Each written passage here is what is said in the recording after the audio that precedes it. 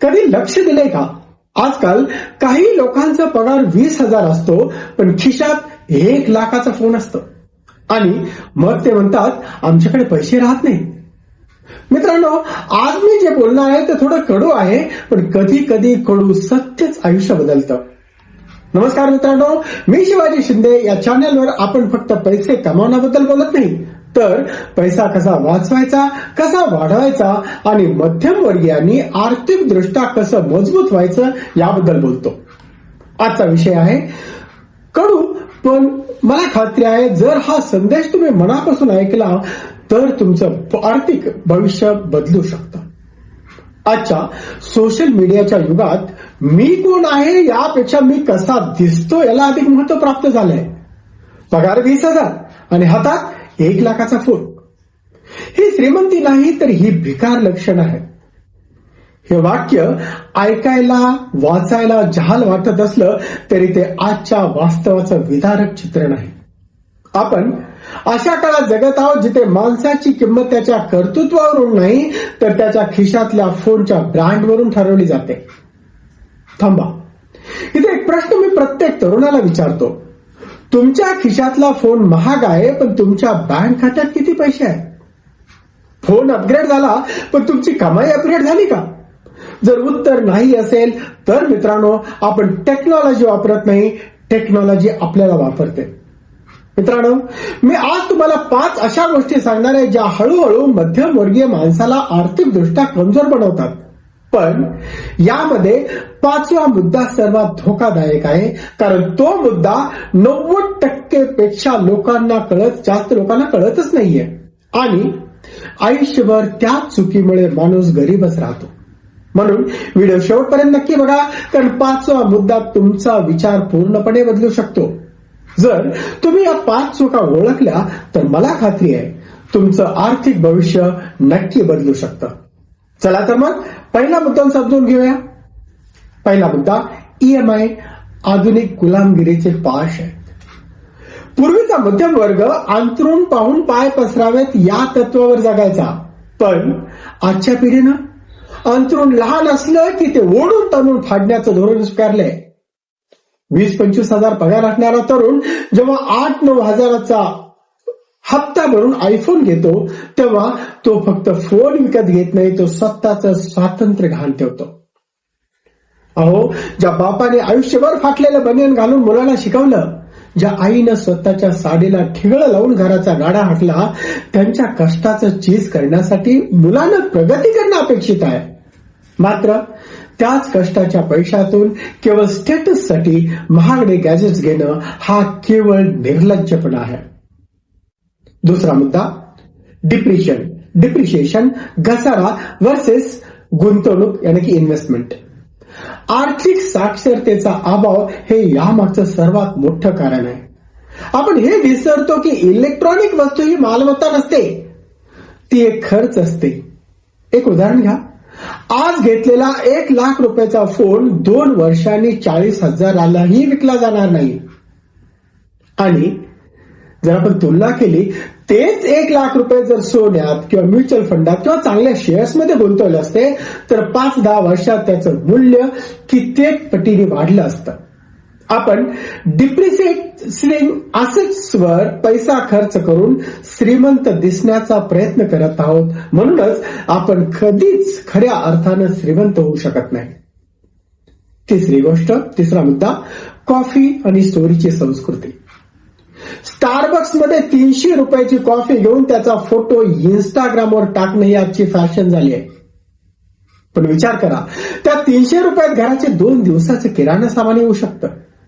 टपरीवर 10 रुपयाचा चहा पिऊन उरलेले 290 रुपये वाचवणारा माणूस कंजूस नसतो, तो स्मार्ट असतो.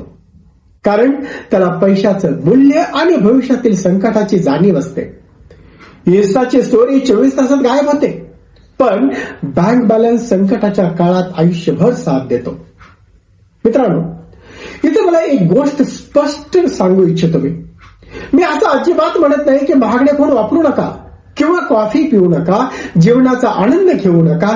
नक्की घ्या, नक्की एन्जॉय करा, पण एकच गोष्ट लक्षात ठेवा, आनंद घ्या पण कर्जावर नाही. EMI वर नाही. गॅजेट्स वापरा, पण स्वतःची औकात विसरून नाही. कारण दिसण्यासाठी केलेला खर्च भविष्यात खूप महाग पडतो. आता तुम्हाला एक छोटासा प्रयोग सांगतो. पुढचे 30 दिवस एकही फालतू खर्च करू नका. नको त्या कॉफी, नको त्या ऑनलाईन शॉपिंग, नको त्या स्टेटससाठीचा खर्च. आणि 30 दिवसानंतर तुमच्या खात्यात किती पैसे वाचले ते बघा. तुम्हाला कळेल, गरिबी ही पगारामुळे नाही, ती सवयीमुळे असते, स्पेंडिंग हॅबिट्स मुळे असते. चौथा मुद्दा, दिसणे विरुद्ध असणे. आजकालच्या मुलांना आरशासमोर उभे राहून आयफोनचा लोगो दिसेल असा सेल्फी काढण्यात धन्यता वाटते. पण हे विसरू नका, फिल्टर लावून आलेलं रूप आणि EMI वर केलेली हवा पावसाच्या पहिल्या सरीसारखी असते. ती कधीही धुवून निघू शकते. खरे सौंदर्य आणि खरे स्टॅटस तुमच्या ज्ञानावर, तुमच्या वागणुकीवर आणि तुमच्या कर्तृत्वावर अवलंबून असतं. जगाला तुमची रिंगटोन ऐकण्यात रस नाही. ज्या दिवशी लोक तुमची सक्सेस स्टोरी ऐकायला उत्सुक असतील, तो दिवस तुमचा खरा ब्रँड असेल. टाटा, अंबानी किंवा एलन मस्क हे त्यांच्या महागड्या फोनमुळे ओळखले जात नाहीत, तर त्यांनी निर्माण केलेल्या साम्राज्यामुळे ओळखले जातात. मित्रांनो, आता येतो सर्वात महत्वाचा आणि सर्वात धोकादायक मुद्दा, ज्यामुळे अनेक मध्यमवर्गीय लोक आयुष्यभर आर्थिकदृष्ट्या मागे राहतात. आणि तो मुद्दा म्हणजे मध्यम वर्गीयांची मानसिकता, मेंटॅलिटी. मग मध्यमवर्गीयांनी काय बदलावं? मध्यमवर्गीय असणं ही काही वाईट गोष्ट नाही, पण भिकार मानसिकतेचा मध्यमवर्ग असणं ही धोक्याची घंटा आहे. गरज आणि चैन यातील फरक ओळखाल. फोनची गरज संवाद साधण्यासाठी आणि कामासाठी असते, मिरवण्यासाठी नाही. ब्रँडच्या मागे धावणं सोडा. कपडे साधे असले तरी चालतील, पण तुमचे चरित्र आणि तुमची कमाई ब्रँडेड असावी. आई वडिलांच्या कष्टाचा आदर करा. वडिलांनी आयुष्यभर कमावलेली इज्जत ही तुमच्या कोणत्याही आयफोन पेक्षा महाग आहे. ती शाबूत ठेवणं ही तुमची जबाबदारी आहे. मी तुम्हाला एक गोष्ट विचारतो.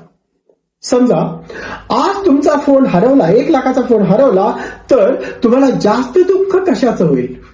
फोनचं की त्याच्या EMIचं? जर EMIचं दुःख जास्त असेल तर समजा फोन तुम्ही विकत घेतलेला नाही, फोनने तुम्हाला विकत घेतलंय.